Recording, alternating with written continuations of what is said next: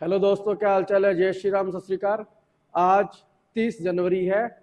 30 जनवरी आज वो एक ऐतिहासिक दिन है जो हर भारतवासी को हमेशा याद रहेगा, क्योंकि इस 30 जनवरी 1948 को गांधी जी की हत्या कर दी गई थी। 30 जनवरी 1948 को गांधी जी की हत्या कर दी थी। नाथूराम गोडसे का आपने नाम सुना होगा। नाथूराम गोडसे एक व्यक्ति था, वर्तमान में महाराष्ट्र का रहने वाला था। उसने गांधी जी की मतलब जब गांधी जी नई दिल्ली के अंदर एक बिरला भवन है, उसके अंदर जब शाम से आम लोगों से मिलते थे, प्रार्थना करते थे, तो प्रार्थना सभा के अंदर नाथूराम गोडसे ने गोली मार दी थी और गांधी जी की तुरंत प्रभाव से उनकी मृत्यु हो गई थी। तो इसलिए 30 जनवरी का दिन बहुत हमारे भारतवासियों के लिए एक ऐतिहासिक दिन है, क्योंकि गांधी जी एक बहुत गांधी जी के बारे में जितना भी कहूँगा उतना कम ही रहेगा। गांधी जी को एक प्रकार से कहा जा सकता है ये राजनेताओं में संत थे और संतों में राजनेता थे। दूसरा, गांधी जी के बारे में ये भी कह सकता है कि गांधी जी की कथनी और करनी में कोई फर्क नहीं था। तीसरा, ये भी कह सकते हैं कि गांधी जी जैसे ईमानदार, गांधी जी जैसे आम जनमानस पर अपनी पकड़ रखने वाले, गांधी जी जैसे मास लीडर पूरे विश्व में गिने चुने ही पैदा हुए हैं। उनमें से एक गांधी जी थे। इसीलिए गांधी जी को भारतीयों द्वारा बापू कहा गया। बापू, तो कोई इनको राष्ट्रपिता कहते हैं, कोई इनके नाम में ही महात्मा लग गया। महात्मा, जैसे महात्मा बुद्ध है, महात्मा बुद्ध टाइप इनके नाम के आगे भी क्या महात्मा लग गया। कोई इनको राष्ट्रपिता कहता है, कोई इनको बापू कहता है। जैसे राष्ट्रपिता सबसे पहले, सॉरी, राष्ट्रपिता राष्ट्रपिता राष्ट्रपिता चूंकि माना जाता है इनको सुभाष चंद्र बोस ने बोला था, सुभाष चंद्र बोस ने।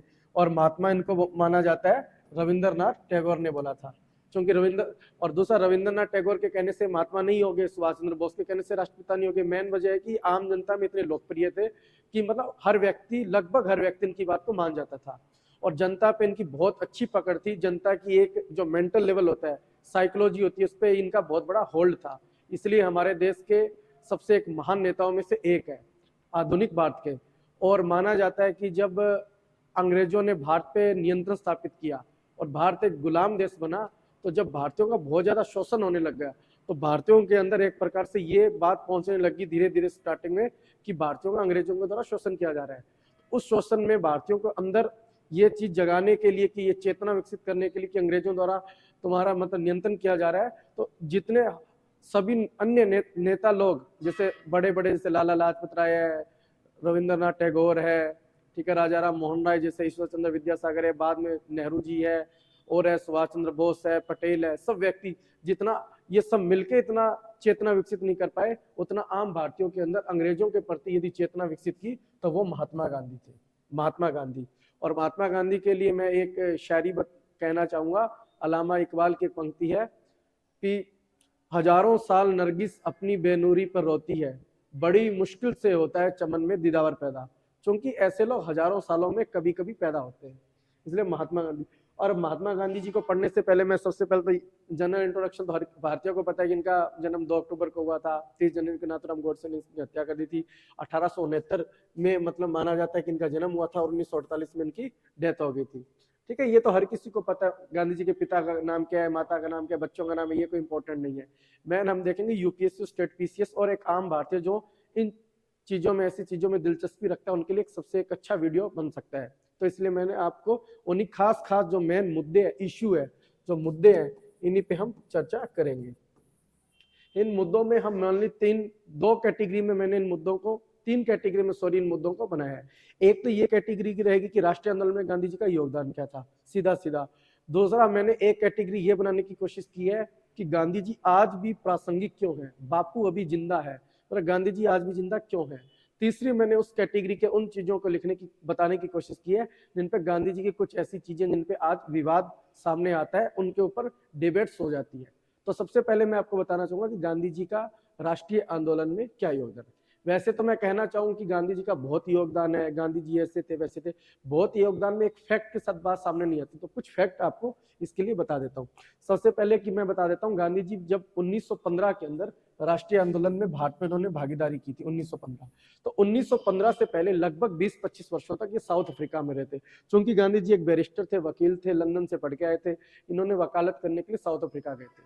साउथ अफ्रीका ये वकालत करने गए तो माना जाता है कि इनका वहां पे मन नहीं लगा, तो मन नहीं लगा, इनकी वकालत में कोई दिलचस्पी भी नहीं थी। तो इन्होंने वहां पे देखा वहां भी अंग्रेजों का रूल था। तो इनके मन में एक चीज आई कि यहाँ पे काले और गोरे के बीच में भेदभाव होता है। तो गांधी जी उन काले लोग, अश्वेत लोग, अफ्रीका लोगों के साथ जुड़ गए और अंग्रेजों की बगावत करना शुरू कर दी। तो वहां पे माना जाता है कि 20 सालों के अंदर गांधी जी ने इतना एक्सपीरियंस ले लिया था कि गांधी जी वहां पे एक बिल्कुल मैच्योर राजनेता बन चुके थे। और दूसरा, उन्होंने वहां पे काफी सफलता प्राप्त की थी, अश्वेतों को काफी अधिकार दिलाए थे। तो गांधी जी जब मैच्योर हुए तो गांधी जी ने भारत की ओर प्रस्थान किया। गांधी जी जब भारत आए तो गांधी जी को माना जाता है 1915 में भारत आए थे, 9 जनवरी 1915। और ये गोपाल कृष्ण गोखले के आह्वान पर, गोपाल कृष्ण गोखले एक व्यक्ति थे, उनके आह्वान पर, उदारवादी नेता थे राष्ट्रीय आंदोलन के, उनके आह्वान पर ये भारत आए थे। चूंकि बाद में महात्मा गांधी जी ने खुद अपने से खुद बताया कि गोपाल कृष्ण गोखले मेरे एक राजनीतिक गुरु है, इसलिए गोपाल कृष्ण गोखले कहने पे आए थे। और गांधी जी का ये मानना है, गांधी जी ने ये बात बोली है खुद भी, कि जो उन्होंने अफ्रीका में 20 सालों में जो एक्सपीरियंस लिया था, तो उन्होंने देखा कि भारत की भी स्थिति कमोबेश वैसी थी जो अफ्रीका के समाज की थी। तो उन्होंने जो अफ्रीका के अंदर प्रयोग किए थे, उसी प्रयोग को भारत के अंदर जमीनी स्तर पे उन्होंने लागू किया और वो सफल भी रहे। अंतोगत्वा भारत को आजादी भी मिली। इसलिए गांधी जी ने अफ्रीका को अपनी एक लेबोरेटरी के रूप में बताया कि ये मेरी लेबोरेटरी थी, अफ्रीका लेबोरेटरी, जैसे लैब में होता है ना एक्सपेरिमेंट करना, और उस एक्सपेरिमेंट को भारत में लागू किया। तो सबसे पहले मैं आपको बता देता हूँ गांधी जी का राष्ट्रीय मतलब आंदोलन में योगदान है। योगदान ऐसे है कि जैसे गांधी जी ने किसानों के हितों के लिए मतलब कुछ आंदोलन किए, कुछ मजदूरों के लिए, कुछ आम भारतीयों के लिए किए। तो उसमें किसानों के लिए जो एक आंदोलन माना जाता है वो है चंपारण सत्याग्रह। चंपारण मतलब वर्तमान में बिहार में एक जगह है चंपारण, ठीक है, जिसके वर्तमान में सीएम नीतीश कुमार जी। खेड़ा सत्याग्रह किया ऐसे ही, ठीक है। ऐसे ही रोलेट एक्ट, अंग्रेजों ने कानून बना दिया था रोलेट एक्ट। रोलेट एक्ट के तहत भारतीय ना अपील कर सकते थे, ना वकील कर सकते थे, ना कोई दलील दे सकते थे। नो अपील, नो वकील, नो दलील। तो रोलेट एक्ट था, एक प्रकार से तानाशाही का वैधानिक रूप था। तो जब इसके खिलाफ गांधी जी ने सत्याग्रह मूवमेंट शुरू किया। हालांकि जब ये मूवमेंट चल रहा था तो जलियांवाला बाग मतलब अमृतसर के अंदर हिंसा फैल गई थी, तो गांधी जी को ये आंदोलन वापस लेना पड़ा। ऐसे ही माना जाता है कि तुर्की के अंदर जो मुसलमानों के सबसे बड़े धार्मिक राजनीतिक गुरु थे खलीफा, जिनको बोला जाता, उन खलीफाओं के साथ भी अंग्रेजों ने भेदभाव किया था। खलीफा को तोड़ने की साजिश की थी, टुकड़ों में डिवाइड करने की। तो उससे पूरा विश्व स्तर का मुसलमान एक इमोशनल लिंक रखता था खलीफा से धर्म के आधार पे। तो भारतीय मुसलमान भी उससे थोड़ा सा प्रभावित हुआ। तो गांधी जी ने इसी कंडीशन को राष्ट्रीय आंदोलन से भी जोड़ दिया था। खिलाफत आंदोलन देश के अंदर शुरू कर दिया था मुसलमानों को साधने के लिए, और गांधी जी ने इसके पीछे तरक दिया था हिंदू मुसलमान एकता का। खिलाफत आंदोलन शुरू किया और इसी को एक राजनीतिक रूप से असहयोग आंदोलन के रूप में गांधी जी ने तब्दील किया। ऐसे गांधी जी 1930 के दशक में माना जाता है कि सविनय अवज्ञा आंदोलन किया। सविनय मतलब प्यार मोहब्बत से उन्होंने आंदोलन किया। दूसरा, कानून को तोड़ दिया था। और माना जाता है कि दांडी यात्रा की थी 70-80 लोगों के साथ, और वहां पे जाकर नमक कानून को तोड़ दिया था। तो ठीक है, इसी प्रकार गांधी जी ने माना जाता है 1942 के अंदर अंग्रेजों बाहर छोड़ो आंदोलन शुरू किया। अंग्रेजों बाहर छोड़ो अंतर्गत माना जाता है 1942 में क्विट इंडिया मूवमेंट स्टार्ट होता है, फिर 1947 में अंग्रेज भाग जाते हैं। और एक गांधी जी ने ऐसे दलित भाई बहनों के लिए, जो हमारे शेड्यूल कास्ट के भाई बहन है, दलित भाई बहन है, जिनको अछूत माना जाता है भारतीय परंपरागत भारतीय समाज ब्राह्मणवादी व्यवस्था के तहत, तो उन दलित सुधारों, उन दलित भाई बहनों को मतलब कि एक सशक्त करने के लिए, उनको मतलब उनके अधिकारों को सुनिश्चित करने के लिए गांधी जी ने भी एक हरिजन यात्रा भी शुरू की थी। और गांधी जी ने इनको ना हरिजन बोला था, हरि का जन मतलब ये ईश्वर के जन है।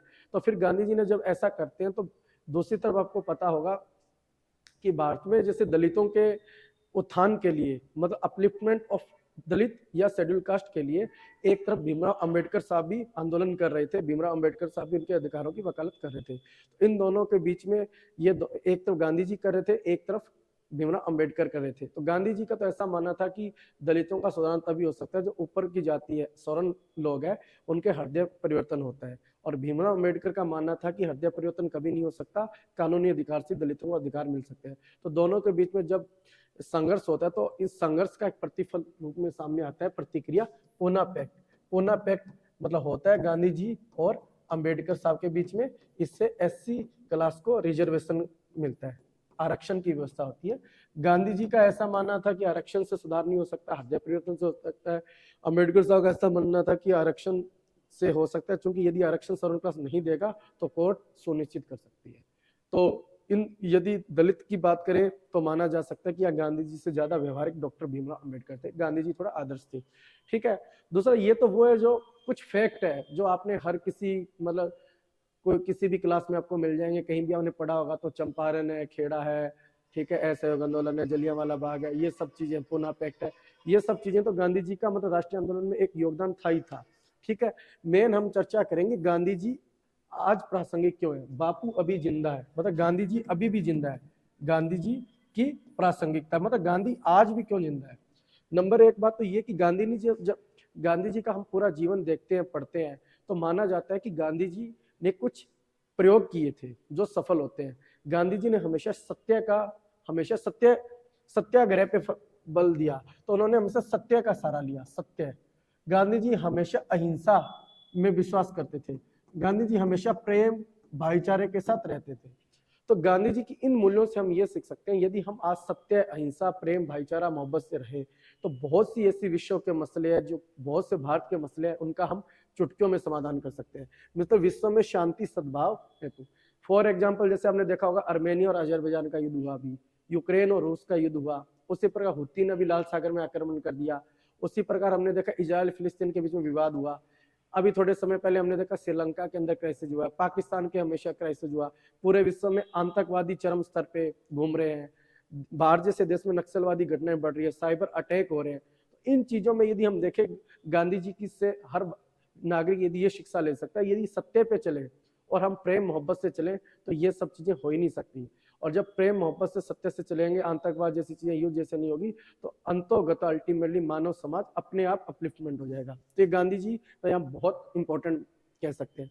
दूसरा, आज के दिन हम सुनते हैं कि पूरे विश्व स्तर में ग्लोबल वार्मिंग, क्लाइमेट चेंज का इश्यू सबसे बड़ा है। जैसे G20 समिट में भी ये चीज हमेशा चर्चा में रही, जिसकी वजह से बहुत सारे पर्यावरण के मुद्दे सामने आ रहे हैं। कहीं पे साइक्लोन आ रहा है, कहीं पे फ्लड आ रहा है, कहीं पे ड्रोट है, कहीं पे मतलब हैवी रेन हो रही है, कभी स्नोफॉल हो रही है, कहीं पे लैंडस्लाइड हो रही है। मतलब पर्यावरण से रिलेटेड बहुत ज्यादा इश्यू आ रहे हैं। वहीं गांधी जी का एक कहना था कि प्रकृति सभी की जरूरत को पूरा कर सकती है, किसी व्यक्ति के लालच को पूरा नहीं कर सकती, जो यूपीएससी में से भी आया था बाद में। तो उससे कह सकते हैं कि यदि व्यक्ति अपने पर्यावरण को अपनी जरूरत के हिसाब से प्रकृति का यूज करे, ना कि अपने लालच को पूरा करने के लिए करे, तो हम पर्यावरण को संरक्षण कर सकते हैं।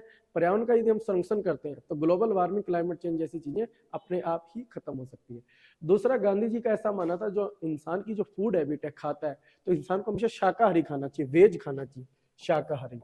शाकाहारी, यदि कुछ आपको पता है कि भारतीय समाज में कुछ समाज ऐसा, पूरे विश्व में बहुत से समाज ऐसे हैं जो नॉनवेज मांसाहारी खाते हैं, जैसे कि वो चिकन है, मटन है, ये सब चीज खाते हैं। यदि ये सब चीज नहीं खाते हैं, शाकाहारी खाते हैं, तो कहीं ना कहीं हम पशु पक्षियों की संख्या है, पर्यावरण की सुरक्षा कर सकते हैं, जैविक विविधता, डायवर्सिटी, बायोडायवर्सिटी को बढ़ा सकते हैं। उससे भी हम पर्यावरण की संरक्षण कर सकते हैं, जो अल्टीमेटली कहीं ना कहीं ग्लोबल वार्मिंग और क्लाइमेट चेंज को काउंटर करने में काफी मदद कर सकते हैं।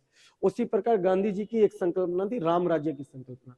राम राज्य की संकल्पना, जैसे आपने देखा होगा, गांधी जी हमेशा राम राज्य की संकल्पना करते थे। गांधी जी का प्रिय भजन था रघुपति राघव राजा राम, पतित पावन सीताराम। उसी प्रकार गांधी जी के जब नाथूराम गोडसे ने 30 जनवरी 1948 को मतलब शूट किया था, तो माना जाता है कि लास्ट में गांधी जी का मतलब हे राम उनके मन से निकला था, मुंह से निकला था। तो इसलिए गांधी जी राम राज्य की संकल्पना के समर्थक थे। राम राज्य का संकल्पना का मतलब है कि राज्य का मानव के जीवन में हस्तक्षेप, राज्य की भूमिका बिल्कुल नगण्य होनी चाहिए, जीरो लेवल पे होनी चाहिए। हर आदमी अपने अपने कर्तव्यों को, जैसे राम जी ने अपने कर्तव्यों को पूरा किया तो सीता जी भी सुरक्षित रही, लव कुश भी सुरक्षित रहे, अयोध्या का मतलब शासन भी सुरक्षित रहा, पूरा नागरिक सुरक्षित मतलब हमेशा सशक्त रहा। उसी प्रकार हर व्यक्ति अपना मतलब कि कर्तव्यों को पूरा करता है, तो समाज में अपराध जैसी चीजें हैं, भ्रष्टाचार है, भूखमरी है, हिंसा है, द्वेष है, ये चीजें अपने आप ही समाज से समाप्त हो जाएगी। इसलिए राम राज्य की संकल्पना, अब तो हमें पता ही है 22 जनवरी को रामलला के प्राण प्रतिष्ठा भी है, इसलिए राम राज्य की संकल्पना बहुत ज्यादा महत्वपूर्ण, जो गांधी जी ने उस समय कह दी थी। ठीक है। और हमेशा हम कह सकते हैं विश्व में हमारी सॉफ्ट पावर, आपको पता है गांधी जी एक सॉफ्ट पावर का मतलब गांधी जी के कुछ विचार ऐसे हैं जो भारत की इज्जत को बढ़ाते हैं पूरे विश्व में। जैसे आपको पता होगा 2 अक्टूबर को ही अंतर्राष्ट्रीय अहिंसा दिवस मनाया जाता है। अंतर्राष्ट्रीय अहिंसा दिवस मनाया जाता है। अहिंसा दिवस, अंतर्राष्ट्रीय अहिंसा दिवस बनाने के 2 अक्टूबर को बनाने के पीछे यही उद्देश्य है कि 2 अक्टूबर को गांधी जी का जन्म हुआ था और 2 अक्टूबर को विश्व में ये संदेश देना चाहिए कि गांधी के मूल्यों को हमें बढ़ावा है। यदि गांधी के मूल्यों को हम बढ़ाते हैं तो प्यार मोहब्बत भाईचारे की भावना को यदि हम बढ़ाते हैं तो युद्ध जैसी चीज है, एक्सट्रीमिस्ट है, उग्रवादी जैसी चीजें अपने आप सॉर्ट आउट हो सकती है। दूसरा, गांधी जी, आपने देखा होगा गांधी जी जब 9 जनवरी 1915 को अफ्रीका से भारत आते हैं, उसी 9 जनवरी के दिन भारत एक प्रवासी भारतीय दिवस भी बनाता है। और प्रवासी भारतीय दिवस का मतलब वो भारतीय जो भारत से बाहर रह रहे हैं, भारत का रिप्रेजेंटेटिव कर रहे हैं, प्रतिनिधित्व, वो भी कहीं ना कहीं वहां की राजनीति, जैसे अमेरिका में रह रहे हैं, जैसे ऋषि सुनक ब्रिटेन में रह रहे हैं, तो वो भी कहीं ना कहीं भारत की सॉफ्ट पावर को बढ़ा रहे हैं। तीसरा देखो, एक नेल्सन मंडेला थे साउथ अफ्रीका को, जिन्होंने अश्वेत आंदोलन के सबसे बड़े मुखर नेता थे Nelson Mandela. Barack Obama America के राष्ट्रपति थे। और एक मार्टिन लूथर किंग जूनियर है, जिनको अमेरिका का गांधी बोला जाता है। एक बर्मा की चांसलर थी आंग सान सू की। ये वो लोग हैं जो गांधी जी के मूल्यों से प्रभावित थे, गांधी जी की विचारधारा में यकीन रखते हैं। और इन खास बात पे गांधी जी के मूल्यों में और भी बहुत लोग यकीन रखते थे, किंतु ये 4-5 लोग वो है जिनको गांधी जी के मूल्यों से प्रभावित होकर नोबेल पीस प्राइज मिला है, नोबेल पुरस्कार मिला है। नोबेल पुरस्कार भी इनको मिला है, नोबेल पुरस्कार। और ये कहीं ना कहीं भारतीयों की जीत है। गांधीयन नीति शास्त्र, गांधीयन एथिक्स की जीत है। भारतीय सॉफ्ट पावर को बढ़ाते हैं। दूसरा, अन्यों में ऐसी बहुत सी चीजें आज के दिन आपने देखा होगा, साइबर क्राइम है, मनी लॉन्ड्रिंग है, ठीक है, आतंकवाद का मैंने जिक्र कर ही लिया, महिलाओं के साथ जो छेड़खानी की घटनाएं बारंबार और ज्यादा बढ़ रही है, बच्चे यहाँ पे बच्चों के साथ गलत चीजें कुकृत्य किए जा रहे हैं। इन सब चीजों में यदि देखें, हम गांधी जी के मूल्यों को अपनाते हैं। गांधी जी ने कहा था, चरित्र के बिना मतलब ज्ञान और मानवता के बिना विज्ञान, ये दोनों चीजें ऐसी है कि जो कि एक प्रकार से मानव का सामाजिक पाप है। तो इससे भी गांधी जी के बारे में हम सीख सकते हैं। तो इसलिए कह सकते हैं कुल मिला के गांधी जी का ना सिर्फ एक राष्ट्रीय आंदोलन में अच्छा योगदान था देश की आजादी में, बल्कि गांधी जी का हमारे जो विश्व के अंदर प्रासंगिक के कुछ मुद्दे उनको सॉर्ट आउट करने के लिए गांधी जी का बहुत बड़ा इंपॉर्टेंट है। और एक चीज और मैं आपको बता देता हूं कि एक चीज और है, आपने देखा था कि जो भारत का संविधान है, भारतीय संविधान के अंदर जो डीपीएसपी का चैप्टर है, डीपीएसपी राज्य के नीति निदेशक तत्व, क्योंकि भारत की जो संविधान सभा की पहली मीटिंग हुई थी वो 9 दिसंबर 1946 को हुई थी और संविधान हमारा बना था 26 नवंबर 1949 को पूरा, हालांकि वो लागू 26 जनवरी 1950 को था। और गांधी जी तो शुरू में ही उनकी डेथ हो गई थी 30 जनवरी 1948 को। तो पूरी संविधान सभा की ना तो कभी गांधी जी ने संविधान सभा की कोई मीटिंग अटेंड की, दूसरी संविधान सभा के पूरे टेन्योर के बीच में गांधी जी जिंदा ही नहीं थे, गांधी जी की डेथ हो चुकी थी। उसी समय जब भारत का संविधान, जब 60 देशों की स्टडी हो रही थी कॉन्स्टिट्यूशन की, तो भारत में एक डीपीएसपी चैप्टर जोड़ा गया, डीपीएसपी राज्य के नीति निदेशक तत्व। एक मूल अधिकार का चैप्टर जोड़ा गया, राज्य के नीति निदेशक। मूल अधिकार वो होते हैं जो यदि हमें नहीं मिलते तो हम कोर्ट जा सकते हैं, नीति निदेशक तत्व वो यदि हमें नहीं मिलते तो हम कोर्ट नहीं जा सकते, वो राज्य की इच्छा पर डिपेंड करते हैं। तो उसके अंदर जब हमारा संविधान निर्माण हो रहा था तो कुछ मूल्यों को जोड़ा गया राज्य के, जो उनको समाजवादी मूल्य बोला गया, समाजवादी, और कुछ थे उदारवादी मूल्य, उदारवादी। तो राज्य नीति निर्देशक तत्व में कुछ समाजवादी चीजें थी, कुछ उदारवादी थी। तो ये सब चीज हो रही थी। तो वहां पे संविधान सभा के सदस्य थे श्रीमन नारायण अग्रवाल, वो गांधीवादी नेता थे। उन्होंने वहां पे डिबेट में खड़ा होकर कहा कि देखो, जो समाजवादी चीजें हैं ये हमने विदेशों से उधार ली है, उदारवादी चीजें ये भी हमने विदेशों से उधार ली है, हमें भारतीयता डीपीएसपी के अंदर कुछ चीजें ऐसी जोड़नी चाहिए जो मूलतः भारतीय हो। तो फिर उन्होंने कुछ ऐसे प्रोविजन बताए, उन्होंने कहा कि भारतीय वही है जो गांधीवादी विचार है। तो फिर इसके अंदर एक अलग से भी भारतीय कॉन्स्टिट्यूशन में एक गांधीवादी नीति निर्देशक तत्व जुड़े थे, गांधीवादी, समाजवादी, उदारवादी, गांधीवादी। तो कुल मिला के सार यही है, पंचायती राज व्यवस्था भी जोड़ दी गई। कुल मिला के सार यही है, देश के राष्ट्र निर्माण से लेकर अंतर्राष्ट्रीय स्तर पे ना सिर्फ गांधी जी उस समय प्रासंगिक थे, बल्कि यूं कहूं तो 70-80 सालों बाद आज गांधी जी पहले से कहीं ज्यादा प्रासंगिक हुए हैं। वो एक अलग बात है कि वर्तमान की बीजेपी सरकार है, आरएसएस वाले लोग हैं या कट्टर हिंदू लोग हैं, गांधी जी को व्हाट्सएप पे सुबह सुबह गालियां दे देते हैं, जो कि बिल्कुल भी गलत है। वो एक प्रकार से ब्रेन वॉश करने की चीजें हैं। यदि आप फैक्ट पे देखोगे तो गांधी जी के अंदर मतलब हमेशा गांधी जी से हमें सीखने को मिलेगा। गांधी जी की आलोचना करने से पहले हमें गांधी जी को पढ़ना चाहिए। ठीक है, अब हम आगे ये देखते हैं, अंतिम हेडिंग है गांधी से जुड़े हुए कुछ विवाद इन द सेंस ऐसे कि कुछ चीजें ऐसी है गांधी जी के कुछ करते ऐसे जिसपे हम मतलब कि एक काउंटर आर्गुमेंट किया जा सकता है। मतलब यूं कहूं तो गांधी जी की चीजों पे विवाद किया जा सकता है, विवादित चीजें हैं। पहला तो ये है कि माना जाता है कि जो 1914 से 1918 और दूसरा 1939 से 1948 45 सॉरी 1914 से 1918 के अंदर जो पहला विश्व युद्ध होता है, 1939 से 1945 में सेकंड विश्व युद्ध होता है। तो गांधी जी भारत आते हैं, आंदोलन कर रहे हैं। उस समय ये विश्व युद्ध के अंदर अंग्रेज हमारे को गुलाम बनाए हुए थे, फिर भी इन्होंने पहले और दूसरे विश्व युद्ध में अंग्रेजों का समर्थन किया था। तो ये ऐसी चीजें जिसपे हम विवाद कर सकते हैं भी। एक तरफ तो आप गांधी जी अंग्रेजों के विरुद्ध लड़ रहे थे, एक तरफ अंग्रेज भारत का शोषण कर रहे थे, और पहले विश्व युद्ध और द्वितीय विश्व युद्ध में गांधी जी फिर भी अंग्रेजों का ही समर्थन कर रहे थे। ठीक है। दूसरी बात यह है, जो खिलाफत आंदोलन हुआ मूलतः एक धार्मिक आंदोलन था। जब धार्मिक आंदोलन को भी गांधी जी ने राजनीति के अंदर ला दिया, और गांधी ने जब राजनीतिक आंदोलन मतलब कि धार्मिक आंदोलन से जोड़ा, तो उसमें देश में कहीं ना कहीं सांप्रदायिकता बढ़ी, और सांप्रदायिकता बढ़ने का एक परिणाम है कि 1915 में हिंदू महासभा की गठन हो गया, 1925 में आरएसएस का गठन हो गया, राष्ट्रीय स्वयं सेवक। ठीक है। और हिंदू महासभा ही एक प्रकार से आज की क्या है, बीजेपी है, और आरएसएस तो आज भी मतलब कि बीजेपी का मदर ऑर्गेनाइजेशन है। ठीक है। तीसरा है कि अंग्रेजों के विरुद्ध जो भारत में कुछ ऐसे क्रांतिकारी लोग थे, जैसे भगत सिंह थे, राजगुरु थे, सुखदेव थे, सुभाष चंद्र बोस थे, ऐसे मोतीलाल वो भगवती चंद्र वोरा थे, कुछ क्रांतिकारी लोग ऐसे थे जिन्होंने हिंसा का समर्थन किया था, क्रांति की बात करते थे, और गांधी जी ने इन क्रांतिकारियों की ही आलोचना करते थे गांधी जी, क्योंकि ये हिंसा की बात करते थे, और गांधी जी का मानना था कि मैं हिंसा का पुजारी हूँ। तो इसलिए इस पे मतलब भारतीयों का ही गांधी जी अपने एक सिद्धांत की वजह से विरोध करते थे। एक है कि गांधी इरविन समझौता। गांधी इरविन समझौता होता है तो अंग्रेजों के सामने गांधी जी अपनी 11 सूत्री मांग रखते हैं, तो अंग्रेज भगत सिंह को मतलब कि जेल से रिहा नहीं करते, भगत सिंह की फांसी माफ नहीं करते, और गांधी जी इसके बावजूद भी मतलब कि गांधी इरविन समझौता कर लेते हैं। सुभाष बाबू जैसे लोगों को ये चीज अच्छी भी नहीं आई थी, सुभाष बाबू जैसे लोगों ने गांधी जी को कहा था कि आप समझौते को मत मानो, भगत सिंह को फांसी मिल रही है, किंतु फिर भी गांधी जी नहीं माने, और बाद में भगत सिंह को फांसी दे दी गई। तो यहाँ पे भी गांधी जी को क्वेश्चन किया जा सकता है। एक ये जो 1938 और 1939 में हरिपुरा,